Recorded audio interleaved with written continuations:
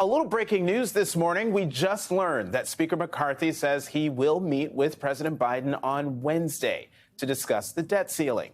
Democrats and President Biden are calling for a clean increase of the debt ceiling with no strings attached, while Speaker McCarthy and the far-right Republican majority want major changes to how the U.S. spends its money. Changes that could affect tens of millions of Americans and massively important programs like Social Security and Medicare. Joining me now here in studio, Congresswoman Pramila Jayapal from the great state of Washington. She's also the chair of the Congressional Progressive Caucus. And Congresswoman Barbara Lee of California, a senior member of the Appropriations Committee. Congresswomen, thank you both very much for coming back to the Sunday Show. Congresswoman Jayapal, since you are here right next to me, I'm going to start with you. You're a member of the Budget Committee.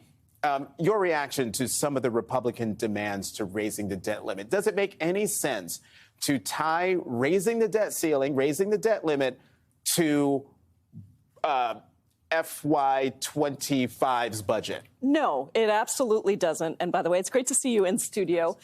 Look, here's the thing. This is hypocrisy, pure and simple, from the Republicans. Republicans, whenever they are in control, have continued to increase the deficit. Ronald Reagan actually doubled the deficit. George Bush almost doubled the deficit.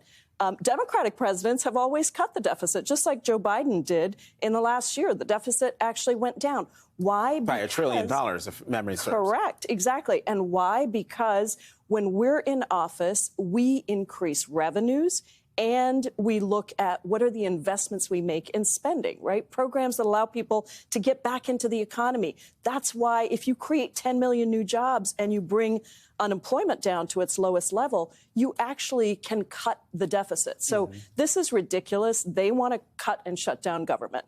We want to make sure we continue to invest in the American people. You know, Congresswoman Lee, you're not only on the Appropriations Committee, you're also on the Budget Committee. And just from your perch, from your vantage point, does it make sense to tie the debt ceiling to future budget talks?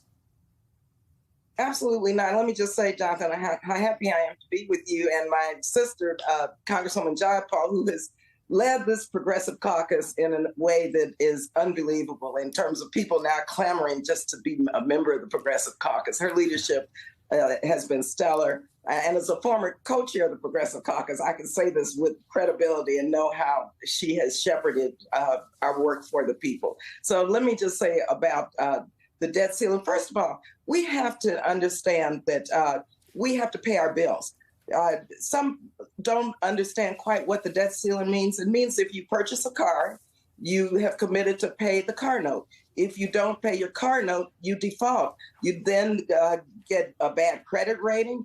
If you want to purchase a future car, the interest rate is going to go up. So there's no question that there's no issue as it relates to attempting to cut Medicare, Social Security, veterans' pensions to pay a debt that is owed. And so we have to decouple this and say, yes, we're going to pay our debts, and then look at whatever negotiations take place to really begin to invest more in working families, lifting people out of poverty, making the child tax credit permanent, and all of the other investments that will allow people to live the American dream.